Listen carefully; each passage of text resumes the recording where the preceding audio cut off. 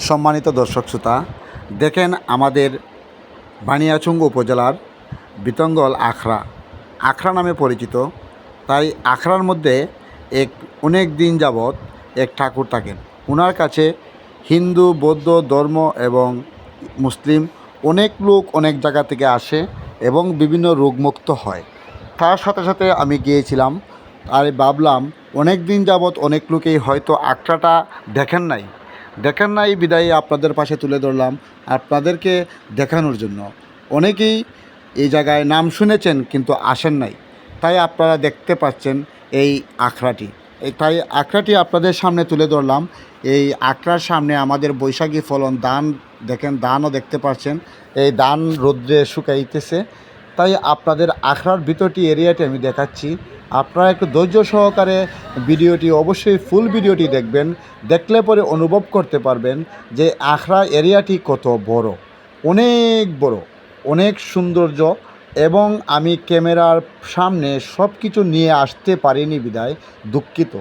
এবং অবশ্যই আপনাদেরকে যতটুকু পারি ক্যামেরার মাধ্যমে দেখাবার চেষ্টা করতেছি, কিন্তু পুরো ভিডিওটি আপনারা ধৈর্য সহকারে দেখুন। এবং আমাদের এই বাংলাদেশের মধ্যে একটি গণার মধ্যে আছে হিন্দু সম্প্রদায়ের এই আখড়াটি, এবং অনেক সৌন্দর্য। তাই সৌন্দর্য বিদায় আমি আপনাদের সামনে ভিডিওটি তুললাম। কিন্তু আমি অনেক দূর থেকে এই আখড়ায় গিয়েছি, আমাদের বাসা থেকে অনেক দূরে, কিন্তু এখানে জরুরি কাজে গিয়েছিলাম।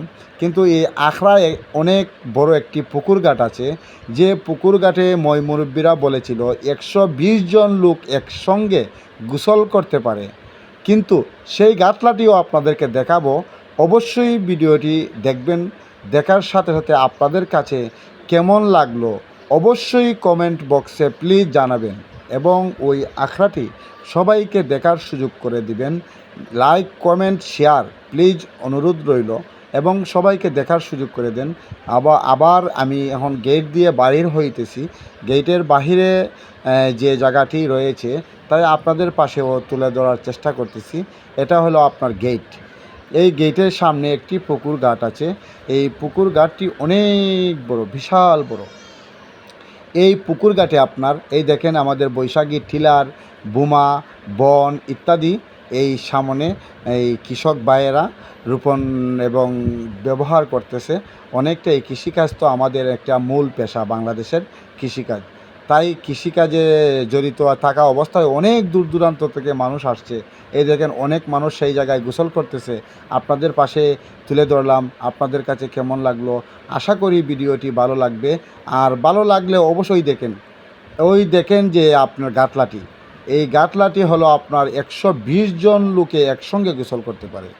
তাই অবশ্যই আপনারা ভিডিওটি সবাইকে দেখার সুযোগ করে দিবেন, এই আশা প্রত্যাশা কামনা করি।